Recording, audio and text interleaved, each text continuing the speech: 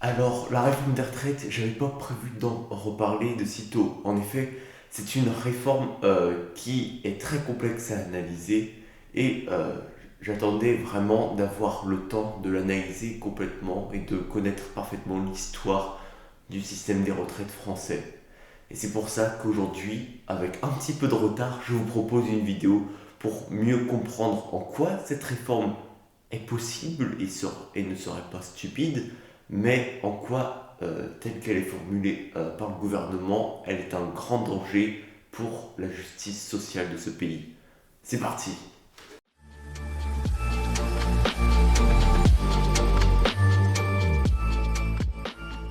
Alors, le système actuel des retraites est celui qui a été mis en place en 1945. Mais il est important de revenir sur l'histoire des retraites bien avant, parce que ce n'est que comme ça qu'on pourra comprendre l'évolution de ce système. En effet, l'arrivée de réformes sur les retraites est quasiment corrélée au progrès technique, c'est-à-dire que les progrès techniques permettent de diminuer le temps de travail nécessaire pour produire autant, ce qui fait que la population serait censée pouvoir travailler moins. Alors, au début du 19e siècle et des révolutions industrielles, ce qui importait c'était les profits et pas la santé des travailleurs. Mais peu à peu, on a commencé à se rendre compte de l'importance que devait prendre le fonctionnement d'un régime des retraites. C'est comme ça que, après des débuts timides d'un système des retraites pour les marins sous le règne de Louis XIV, c'est vraiment le XXe siècle qui va marquer l'avènement d'un système des retraites. En 1910, c'est la création d'un système des retraites pour les agriculteurs et les ouvriers à 65 ans. Et c'est là qu'on se rend compte que le principe de retraite à 65 ans est très ancien, sauf qu'à l'époque, l'espérance de vie était beaucoup moindre et le but était en fait de calmer les attentes sociales des travailleurs. Puis en 1930, c'est le grand début du système des retraites avec l'instauration d'un minimum retraite pour tous, c'est-à-dire pour tous les salariés modestes. Puis ensuite, en 1941, est créé l'ancêtre des minimums vieillesse, qu'on appelait à l'époque l'allocation pour vieux travailleurs salariés. Alors cette allocation, c'était sous le régime de Vichy, donc c'était beaucoup moins qu'aujourd'hui. Puis après, on a eu finalement en 1945 la création du régime général des retraites. C'est à partir de là que commence la vraie histoire du système actuel. Bon, là je vous ai fait un historique rapide de l'histoire des retraites en France, mais ça c'était dans la phase ascendante, dans la phase progressiste. Mais depuis quelques dizaines d'années, on se rend compte qu'on est dans une phase régressive, comme je l'appelle. Donc ça a commencé en 93 avec la réforme Balladur. Donc on passe à 40 annuités de cotisation alors qu'on était à 37,5 avant pour toucher une retraite à taux plein.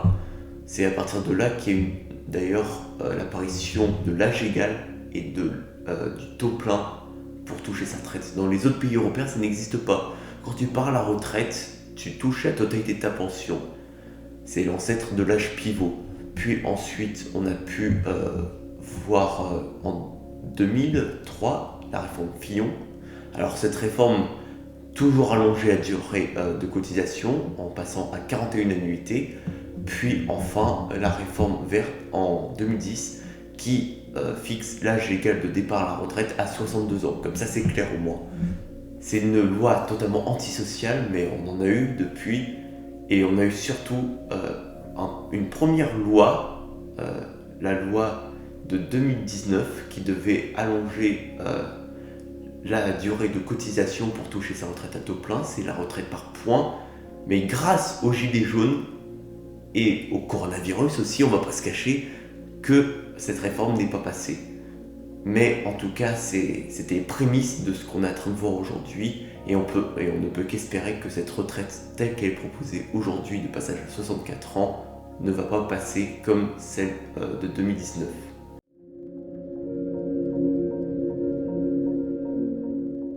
Alors, je vais détruire un mythe tout de suite. On ne travaille pas moins en France qu'en Allemagne. C'est totalement un mythe et la France n'est pas dans une pire situation que l'Allemagne. C'est-à-dire que beaucoup de journalistes sur BFM et sur d'autres médias ne font que nous faire peur en vous parlant de la démographie, du fait qu'on sera bientôt à un travailleur pour un retraité. Et tout le monde essaye de jouer sur cette peur-là, sur la corde sensible des Français. Mais je vais vous rassurer, dans un pays comme l'Allemagne, où tout paraît bien, on a le même rapport actif-retraité. Et, et encore, l'Allemagne est sur une pente bien plus descendante que nous. Donc, pour ce qui est de la démographie, ce n'est pas une excuse. Des pays européens qui gèrent très bien leur système de retraite ont la même démographie que nous. Ensuite, pour continuer la comparaison avec l'Allemagne. L'Allemagne part à la retraite, enfin les Allemands partent à la retraite à 66 ans à taux plein. Nous, c'est 67 ans à taux plein et 62 ans pour l'instant pour partir à l'âge légal. Donc ce qui différencie la France et l'Allemagne, c'est l'âge légal de départ à la retraite, c'est tout.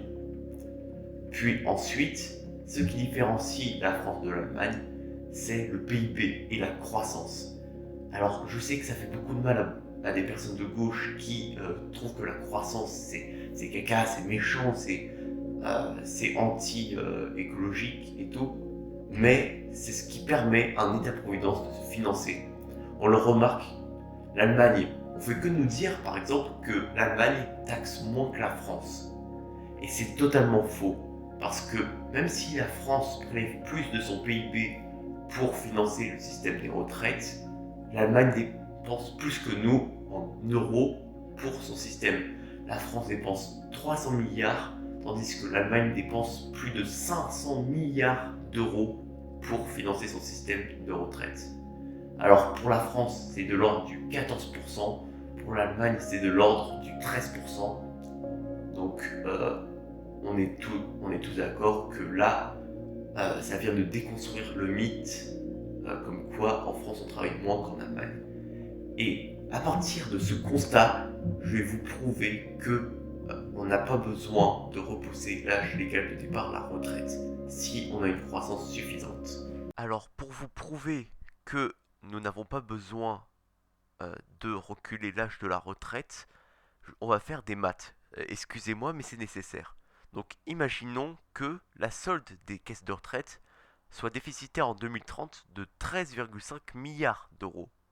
S'il y a une croissance X et qu'on estime que les dépenses des retraites sont indexées sur le PIB, on appelle cette variable RET l'évolution des caisses de retraite de 2023 à 2030.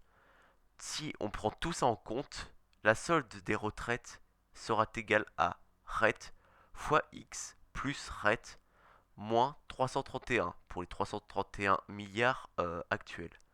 Si on suit la trajectoire prévue, du coup, on sera en déficit de moins 13,5 milliards d'euros. Mais si on estime que la croissance sera chaque année 0,7% en plus que ce qui est prévu, C égale X plus 0,7%.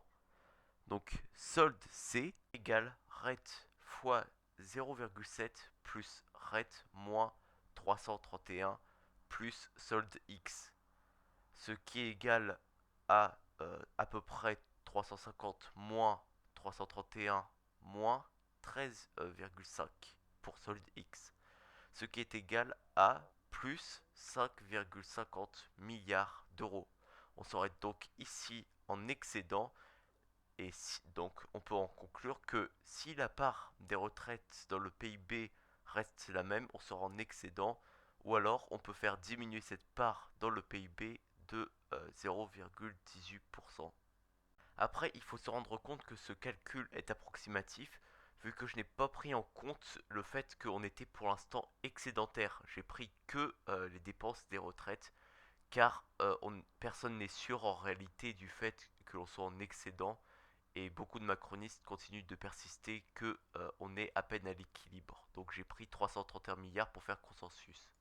En guise de conclusion, on peut dire que ce report de l'âge légal de départ à la retraite à 64 ans peut être interprété de deux manières. Soit c'est une volonté d'alléger les charges sur les entreprises et les charges sociales sur les entreprises, soit c'est une réforme antisociale qui a juste pour but de faire des cadeaux aux grandes entreprises et aux grands multimilliardaires.